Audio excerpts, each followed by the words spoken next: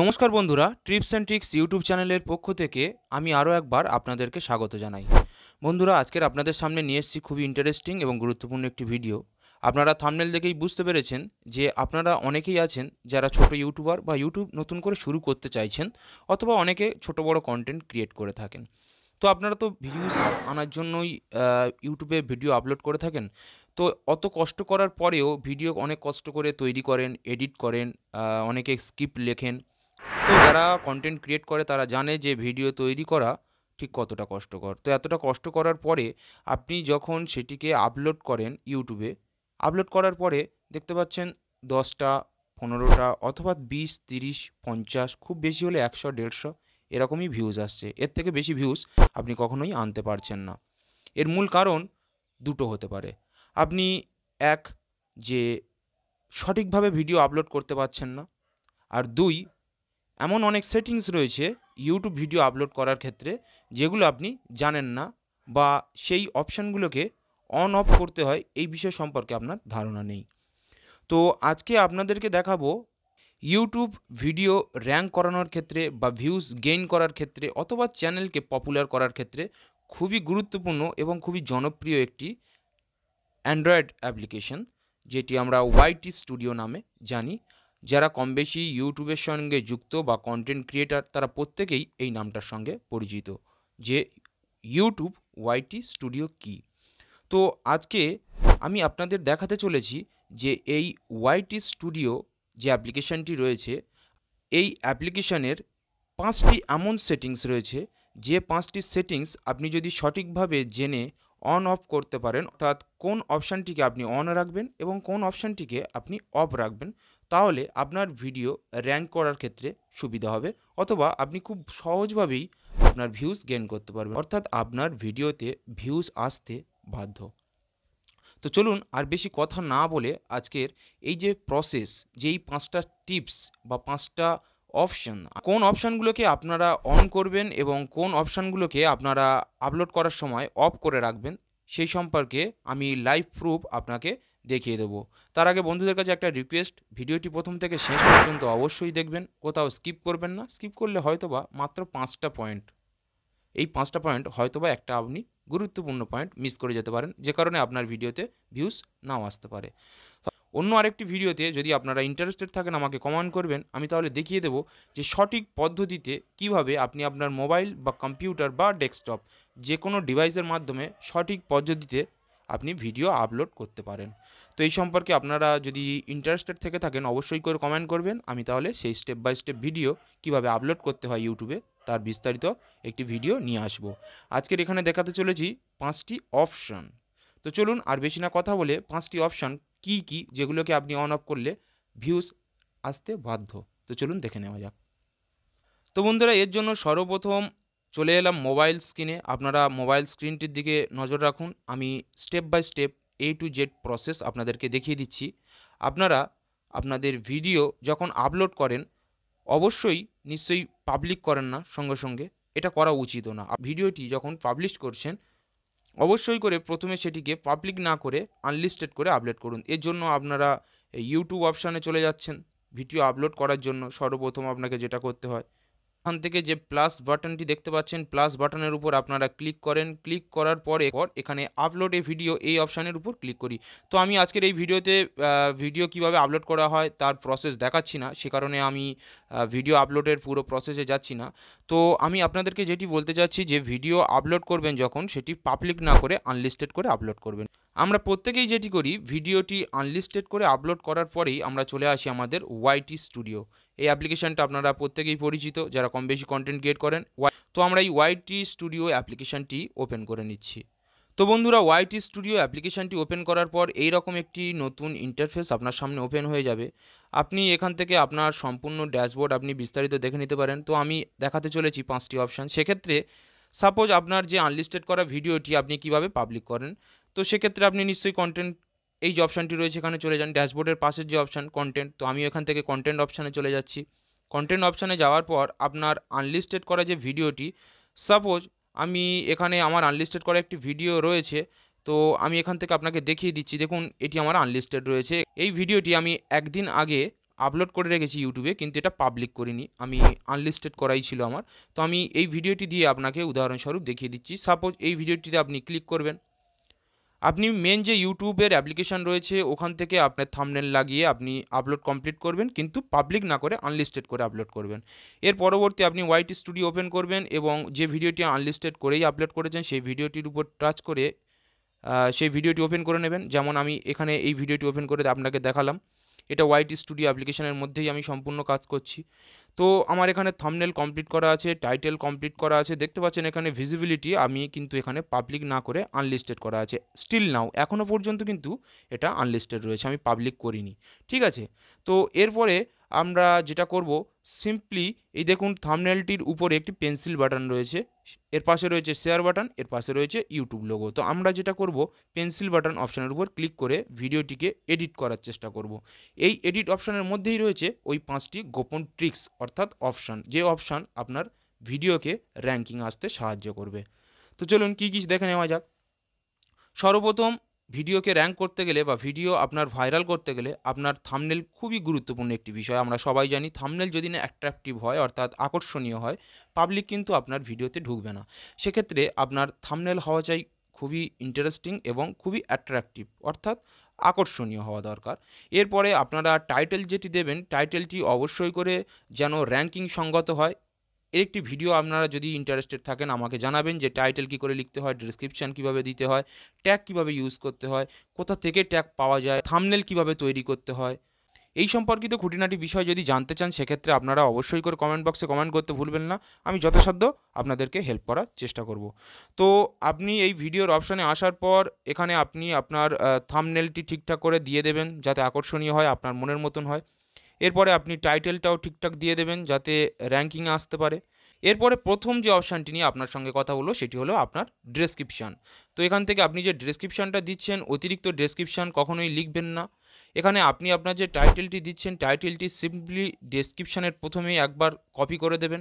এরপরে আপনারা যে সম্পর্কে ভিডিওটি দিতে চাচ্ছেন তার দু এক কথা এখানে ডেসক্রিপশান অর্থাৎ বর্ণনা করে দিয়ে দেবেন। এরপর হ্যাশট্যাগ দিয়ে আপনি কোন বিষয়ের উপরে ভিডিওটি বানাচ্ছেন তার দু একটা হ্যাশট্যাগ, সেই বিষয়ে দু একটা হ্যাশট্যাগ দিয়ে দেবেন এবং আপনার চ্যানেলের নাম আপনি এখানে হ্যাশট্যাগ করে দিয়ে দিতে পারেন। খুব একটা বেশি ডেসক্রিপশান বড় করার দরকার নেই। এটি হলো প্রথম অপশান। দ্বিতীয় যে অপশানটি আমি আপনাকে বললাম যে ভিডিও কখনোই ডাইরেক্ট পাবলিকভাবে আপনি আপলোড করবেন না। অবশ্যই করে আমি যেমন আনলিস্টেড করে রেখেছি আপনিও আনলিস্টেড করেই প্রথমে আপলোড করবেন। পরবর্তী ক্ষেত্রে ওয়াইটি স্টুডিওতে কিছু কাজকর্ম করার পর তারপরে আপনি পাবলিক করবেন। 3 নম্বর যে অপশানটি সেটি হলো অডিয়েন্স। বন্ধুরা আমরা অনেকেই কী করি, যে যারা প্রথমত জানি না যে অডিয়েন্স, আমরা কোন ধরনের অডিয়েন্সের জন্য ভিডিওটি ক্রিয়েট করেছি। এটি কি বাচ্চাদের জন্য, অর্থাৎ yes it's made for kid, এটা বাচ্চাদের জন্য তৈরি করা ভিডিও, এবং no it's not made for kid, এটা বাচ্চাদের জন্য তৈরি করা ভিডিও নয়। তো আমরা অনেকেই জানি না, আমরা অনেক ক্ষেত্রে ইউজ করে দিই প্রথম যারা নতুন ইউটিউবে এসেছেন বা জানেন না আর চাইল্ডের ক্যাটাগরিতে হয়ে থাকে, তাহলে কিন্তু ইউটিউব আপনার ওই ভিডিওকে শুধু কেবলমাত্র বাচ্চাদের কাছে রেফার করার চেষ্টা করবে।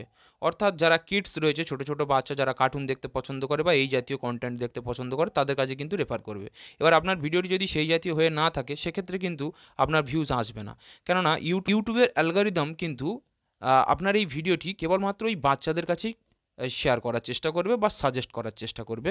আপনার কিন্তু সেক্ষেত্রে ভিউজ ব্রেক থ্রু হবে। তো আপনি কী করবেন, যদি আপনার ভিডিওটি চাইল্ড ক্যাটাগরি হয়ে থাকে অর্থাৎ বাচ্চাদের জন্যই হয়ে থাকে, তাহলে আপনি yes it's made for kid, এটা বাচ্চাদের জন্য, এটা করতে পারেন। কিন্তু আপনার যদি ভিডিওটি বড়দের জন্য হয়ে থাকে সেক্ষেত্রে কখনোই আপনি ইটস মেড ফর কিড এই অপশানটি করবেন না। এখানে no it's made for kid, অর্থাৎ এই কন্টেন্টটা বাচ্চাদের জন্য নয়, এই অপশানটাতে যদি ক্লিক করেন তাহলে যারা বাচ্চা নয় অর্থাৎ 16-18 বছরের উপর থেকে শুরু করে একদম হায়ার এজ পর্যন্ত যে সমস্ত মানুষ ইউটিউব ইউজ করে তাদের কাছে কিন্তু ইউটিউব আপনার এই ভিডিওটি সাজেস্ট করবে। তো আপনি বুঝতে পেরেছেন আশা করি আমি কী বিষয়ে বলতে চাচ্ছি। তো আপনার কন্টেন্টটি মূলত যে বিষয় সেই বিষয়ের উপর বেস করে আপনি এই দুটো অপশানের মধ্যে অথবা ইয়েস করবেন অথবা নো করবেন। এর পরবর্তী যে অপশানটি আপনাদেরকে দেখাতে চলেছি সেটি হলো প্লেলিস্ট।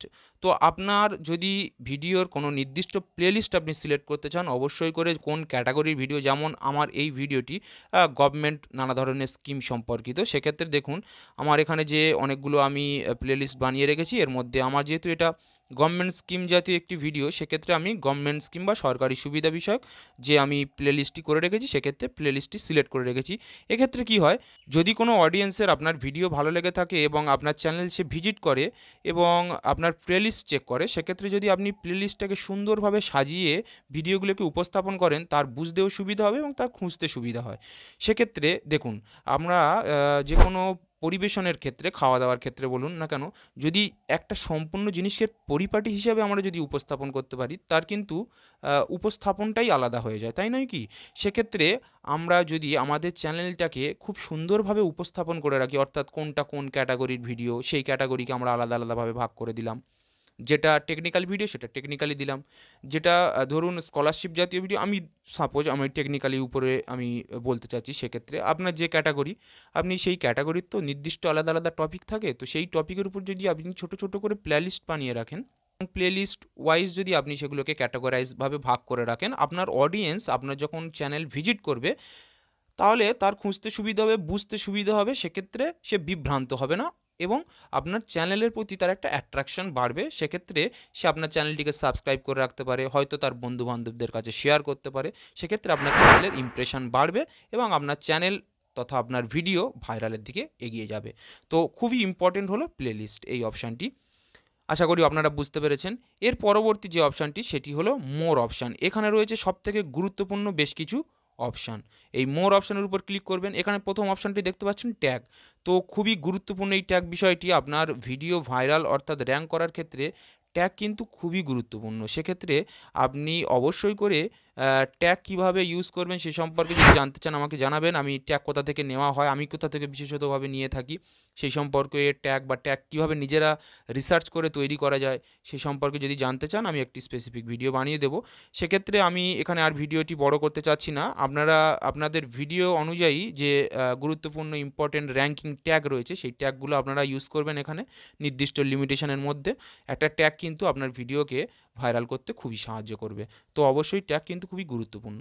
দ্বিতীয় যে অপশানটি দেখুন এখানে রয়েছে যে শর্ট রিমিক্সিং, এই অপশানটি আমরা অনেকেই জানি না। এখানে প্রথম যে অপশানটি রয়েছে দেখুন allow video and audio remixing, অর্থাৎ আপনি যে ভিডিওটি পাবলিক করছেন ইউটিউবে, আপনি সেখানে পারমিশন দিচ্ছেন যে আপনার ভিডিও থেকে যে কেউ আপনার ওই ভিডিওর কিছু ছোট অংশ কেটে নিয়ে সে শর্ট ভিডিও বানাতে পারে। সেক্ষেত্রে আপনি ভিডিও এবং অডিও উভয় ক্ষেত্রেরই পারমিশন দিচ্ছেন, প্রথম অপশানটা যদি আপনি সিলেক্ট করেন। দ্বিতীয় যে অপশানটি রয়েছে দেখুন অ্যালাউ অনলি অডিও রিমিক্সিং, অর্থাৎ আপনি আপনার শুধুমাত্র অডিওকে পারমিশন দিতে চান, ভিডিওকে কাউকে ইউজ করার পারমিশন দিতে চান না। সেক্ষেত্রে আপনি আপনার অডিওটিকে পারমিশন দিতে পারেন। এবং ডো নট অ্যালাউ রিমিক্সিং, অর্থাৎ আপনি আপনার ভিডিও থেকে কোনোরূপ কাউকে অধিকার দিচ্ছেন না যে সে শর্ট বানাবে বা যে কেউ আপনার ভিডিও থেকে তার কন্টেন্ট তৈরি করার কোনোরূপ অধিকার আপনি দেবেন না। তো আমরা অনেকেই কী করি, নো অ্যালাউ রিমিক্সিং এটা করে রাখি। অনেক ক্ষেত্রে এমন এমন কন্টেন্ট রয়েছে বা এমন কিছু টপিক থাকে যেগুলোকে আমরা পারমিশন দিই না।